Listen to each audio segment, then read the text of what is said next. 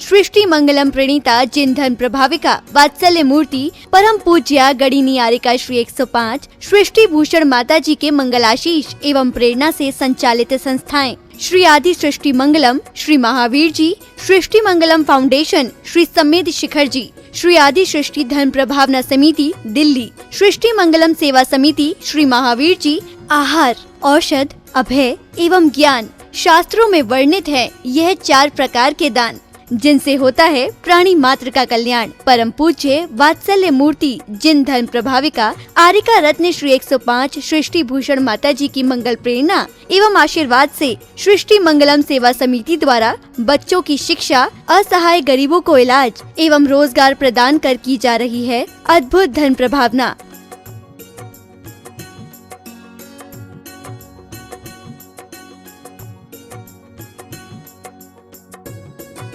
मेरा नाम आशु है। मैं एक टीचर थी। अब उस दौरान मेरा स्कूल बंद हो गया। मेरे को सांस की प्रॉब्लम है, अस्थमा की प्रॉब्लम है। फिर मुझे एक बेटी मिली, उसका नाम अपेक्षा है। उन्होंने मुझे माताजी के लिए बोला कि माँ बहुत सबकी सहायता करती हैं, माताजी मेरी कुछ समय से सहायता कर रही हैं। मैं माँ आपकी बहुत बहुत आभारी हूँ, सदा आपकी आभारी रहूँगी।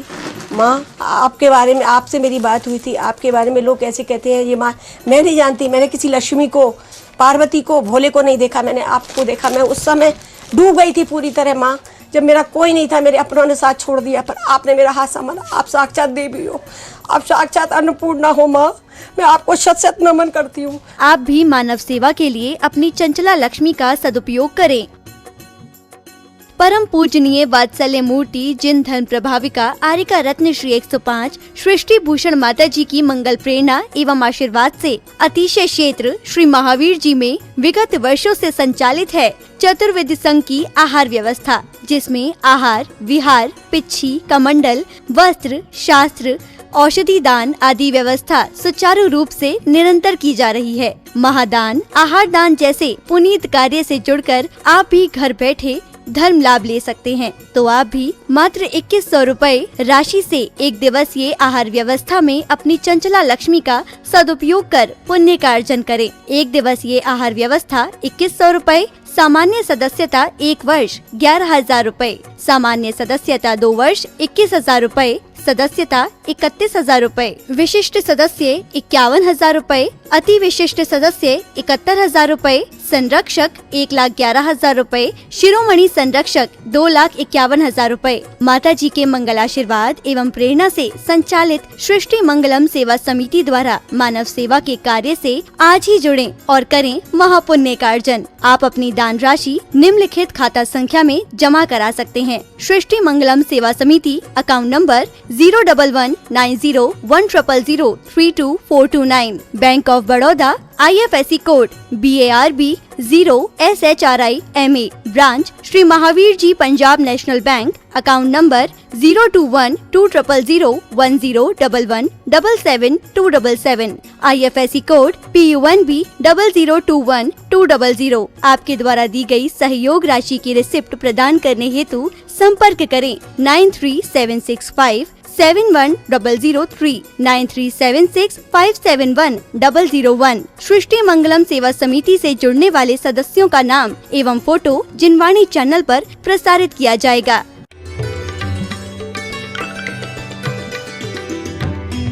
लोग कहती माता जी तो रसोई की चप्पल है। हमने कि कितनी महंगी भी चप्पल हो तो जमाई को चप्पल की माला पहनाते हो क्या? अरे चप्पल अच्छी है तो माला भी वरमाला में जूते की पहनाओ। लेकिन नहीं, आज परिवारों में विघटन क्यों हो गया? क्योंकि गुरुत्वाकर्षण की शक्ति जहां से मिलती थी वो खत्म कर दी तुमने। सब जगह तो मार्बल लगा दिया, मरोल बल पूरा लगा के।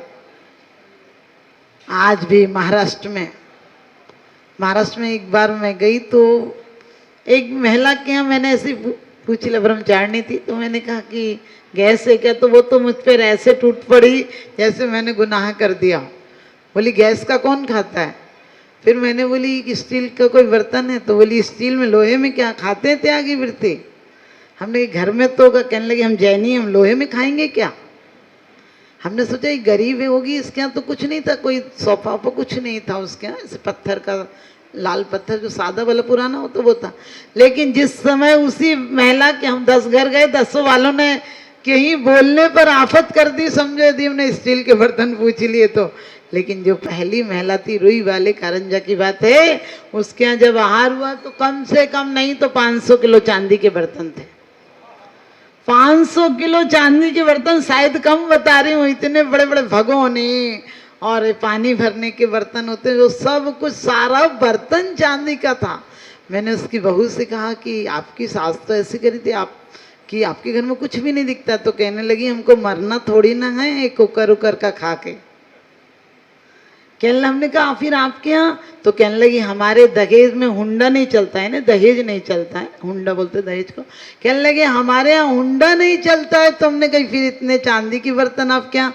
कहने लगे सिर्फ हम पूजा के बर्तन देते हैं और परमात्मा के हीरे मोती की प्रतिमाएं देते हैं, क्योंकि हम लोग और कुछ नहीं देते हैं। लड़की को एक जोड़ी कपड़ा पहना कर भेज सकते हैं और नाक और कान में जो पहन सकती है वो पहना के भेज सकते हैं, बाकी हमारे यहाँ सब कुछ का निषेध है। तो हमने कहा इतने? तो कहने लगे हम भगवान के पानी के लिए, नैवेद्य बनाने आदि के लिए बड़े बड़े बर्तन देते हैं और वो सब चांदी के देते हैं। आप सोचिए आज हमारे जीवन की ऊर्जा कहाँ जा रही है। बहुत आप लोग सौभाग्यशाली हैं कि मंदिर में चांदी और सोना है, लेकिन दिल को भी चांदी और सोने जैसा करो, शुक्ल ध्यान में परिवर्तित करो। और नहीं कर पाओ तो परमात्मा को क्या फर्क पड़ता है, सोना चांदी सब नीचे से निकलता है। लेकिन क्यों कहा है गेही पे ग्रह में न रहे जो जलते भिन्न कमल है, नगर नारी को प्यार यथा कादे में है मामल है। तो ध्यान रखना, सोना बरसों पड़ा रहे कीचड़ में लेकिन जंग नहीं लगती है। इसी प्रकार परमात्मा मैं गृहस्थी में रहूं, लेकिन गृहस्थी मुझे ग्रस्त ना ले। मेरी अस्थियां निकलने के पहले मैं परिणामों से निकल जाऊं। लोगों को फुर्सत नहीं मिलती घर से मंदिर तक आने की, लोगों को फुर्सत नहीं मिलती घर से मंदिर तक आने की, और ख्वाहिश रखते हैं शमशान से स्वर्ग तक जाने की। जब भी कोई मरता है तो स्वर्गवासी होगा। हमने कहा अजीब आदमी है, सब स्वर्ग ही जाते हैं, तो यहाँ तो कर्म सिद्धांत ही खत्म हो जाएगा। तो आपको क्यों कहा कि अहिंसा अपनाना? अहिंसा यदि अंदर में होगी तुमसे कोई क्रिया गलत नहीं हो पाएगी, और करोगे भी तो कर्म निर्जरा में कारण बन जाएगा। बाहर से आदमी लाख कसमें खा ले, अंदर में यदि हिंसा है, अंदर में यदि राग देश की भावना है तो बेईमानी होगी, छल कपट होगा, ईर्ष्या होगी, दुश्मनी होगी। सारे खतरे के कारण तो यही है। तो आप लोग भोजनशाला में जाएं तो आज भी आपको कहा है कि माने विज्ञान कहता है इस बात को कि आप भोजन करने सच पूछो पूजा से ज्यादा परिणाम विशुद्धि से जाना। भोजन बनाते समय ऐसा नहीं औरतें अभी नहीं इसी काम में लगे रहें क्या पूरे दिन यही हो जाता है। खाने को आए तो आप तो इतनी देर कर दी, मुझे यहाँ जाना, तो भाई कहाँ जाना, बाजार में घूमोगी तो अगले बार घर मिलेगा ही नहीं कभी जिंदगी में। हमारे महिलाओं का वो चरित्र था, यदि पति घर से बाहर हो तो महिलाएं जाती नहीं थी। आज तो बोलती आज फ्री है, वो बाहर गए, आज चलते मार्केट। सोचो हमारी ये ख्याल हो गए। अभी आप लोग जो आपको कहा था तिया क्यों करते हैं, क्योंकि हमारा आभा मंडल 3 दिन में विसर्जित होता है। 3 दिन तक आभा मंडल की जो ऊर्जा है, जिस वातावरण में वो रहा है, वहां उसके आभा मंडल की किरणें रहती हैं धीरे धीरे करके 3 दिन में। इसलिए वहां घी का दीपक जलाया जाता है और 3 दिन के बाद घर की शुद्धि कराई जाती है। अरे तुम इतने अशुद्ध व्यक्ति थे क्या? तुमने जीवन भर इतना पाप कमाया कि तुम्हारे घर के जाने का शुद्धि करा रहे? कम से कम तुमने परिणामों को शुद्ध बना लिया होता तो सूतक भी नहीं लगता, आप समझ गए, पातक भी नहीं लगता, और सच पूछो घर की शुद्धि कराने की आवश्यकता नहीं पड़ती। तो आपसे यही कहूंगी कि आप लोग अभी सुन रहे थे दुर्लभ लई ज्यों चिंतामणि। सच पूछो सिर्फ ये सब पढ़ना नहीं है। गर्मी के दिन हो, कहीं जानवर दिखे, क्योंकि कहते हैं मत कहो से हरगिज बीना जिसमें बसती झंझकार नहीं, वह हृदय नहीं वह पत्थर है जिसको गैरों से प्यार नहीं। जो पर पीड़ा को अपना करना इनका नीर बनते हैं, कुछ ही हैं जो द्रौपदी के बदन का चीर बनते हैं। जहां को जीत करके तुम सिकंदर बन तो जाओगे, जो खुद को जीत लेते हैं वही महावीर बनते हैं। आदमी रोज आता, हर बार आता है, बड़े आराम से हम कह देते 84 लाख योनियों में हम घूमे हैं, और फिर भी कभी डर लगता है। एक गली भटक जाओ तो दोबारा पूछ कर जाते हो, और 84 लाख गलियों में भटके हो फिर भी अभी कोई पता है। बहुत इंतजाम किए तुमने, इंतजाम इतने किए, इतने चश्मे लगाए हैं, तुम्हें जिस चीज की तकलीफ होती है वही वाला चश्मा लगा लेते हो।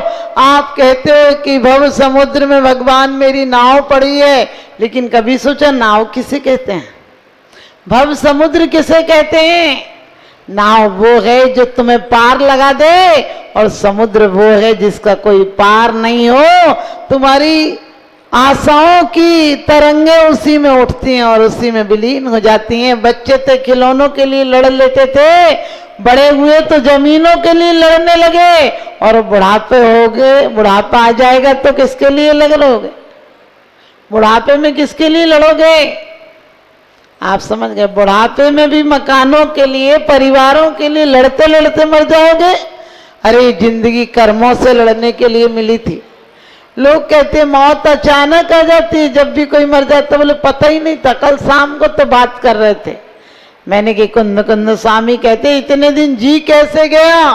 क्योंकि धन मिले, दौलत मिले, पत्नी मिले, बच्चे मिले, परिवार मिले, अच्छा समाज मिले, अच्छा धन इज्जत मिले, पता नहीं क्या मिले नहीं मिले, लेकिन मौत सबके मिलती है। मौत सबको बराबर से मिलती है। मौत अपने समय पर आ जाती है। इजिप्त का एक बादशाह था, उसने रात में सपना देखा कि उसे मौत लेने आई है।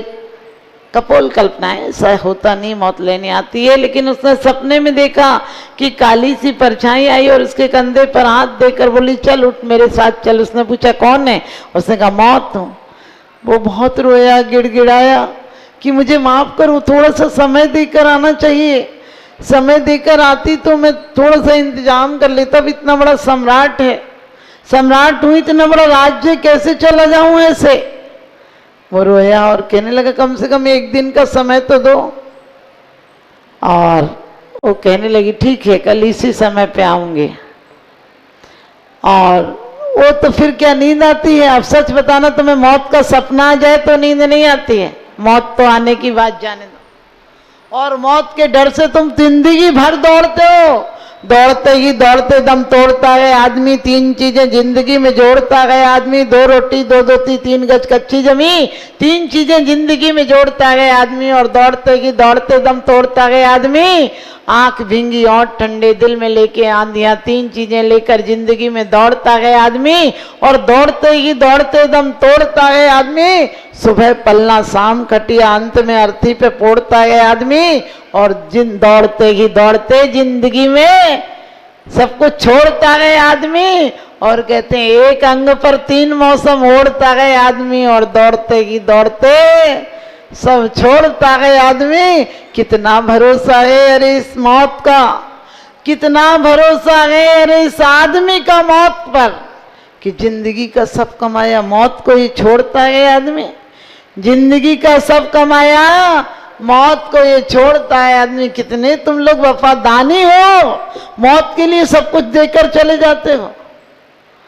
ध्यान रखना, मौत के बाद यदि तुम अभी बाप थे, मालिक थे, तुमने कमाया होगा सब कुछ, लेकिन सच बताना तुम चूहा बिल्ली बनकर घर में आओगे तो तुम्हें इजाजत रहेगी क्या बेटे की गोद में आने? तुम्हें बेटा प्यार करेगा क्या? मकानों से ज्यादा आसक्ति रही तो छिपकली बनकर दीवार पे चिपके रहोगे। बेटा देखकर तुम्हें मरवा और देगा, नहीं तो भगवा देगा। जैनी हुआ तो भगवा देगा, लेकिन कमरे में नहीं रहने देगा। और तुम्हें बेटे से ज्यादा प्यार हुआ तो तुम मच्छर बनकर आओगे। बेटे को चारों तरफ से गौर से देखोगे। कान में पहले लोरियां सुनाई थी, अब गीत सुनाओगे। लेकिन बेटा तुम्हें प्यार से रखेगा क्या घर में? वो तुम्हारा देखते ही एक रॉकेट चलाएगा और तुम्हारा राम नाम सत्य कर कर चला जाएगा। बहुत आसक्ति से जीना, क्योंकि जितनी आसक्ति से जियोगे उतनी जल्दी छोड़ना पड़ेगी तुम्हें सीट। और लोग कहते हैं मौत खबर नहीं देती है। अरे मौत जितनी खबर देती है उतनी मत पूछो। तुम्हें खबर ले, एक व्यक्ति कहने लगा भगवान कान के छेद ही बना देता है, कुछ चीजें तो भगवान ने बेकार ही बना दी। तो एक ज्ञानी ने कहा भैया कान में छेद से तू सुनाई तो देता, लेकिन आंखें खराब हो जाती तो चश्मा टांगता काहे पे? इसलिए कुंडियां दी हैं 2 कानों की। और सच पूछो, बोले कि कई चीजें और बेकार दे दी। आपको पता है, आप लोगों को सिर्फ परमात्मा की कमियां निकालने की आती है। आप कमियां निकालना बहुत अच्छे से, हम तो ये नहीं दिया, ये नहीं दिया, ये नहीं दिया। जो दिया वो ही दे के पछता रहा होगा, जो दिया होगा वो ही दे के पछता रहा होगा। ऐसे आदमी को मन दे दिया, दिन भर कबाड़ खाना मचा रखा है इसने, गलत बातों के अलावा अच्छा तो सोचता ही नहीं है। सोचो, क्या तुमने दिल को कबाड़ खाना नहीं बना रखा? अरे मस्तिष्क के तार हमारे ढीले होना चाहिए। पहले हम सोचते नहीं थे, कोई ने जोहार किया हम जोहार कर लेते थे, कोई ने जय जिनेंद्र की हम जय जिनेंद्र कर लेते, कोई राम राम करता था हम राम राम कर लेते थे, कोई इस्लाम वाला हो सलाम वाले हुकुम बोले तो हम वाले हुकुम सलाम बोल लेते थे। जो भी जिस मजहब का होता था परमात्मा का नाम लेता था। अब कोई मजहब वाला अपने परमात्मा का नाम ही नहीं लेता। और जय जिनेंद्र छोटे शब्द मत समझना कि जय जिनेंद्र एक औपचारिकता है। जय जिनेंद्र एक औपचारिकता नहीं है। आप उससे कह रहे हैं जय हो तुम जिनेंद्र हो, और वो भी तुमसे कह रहा है तुम भी तो जिनेंद्र हो, जय हो तुम्हारी।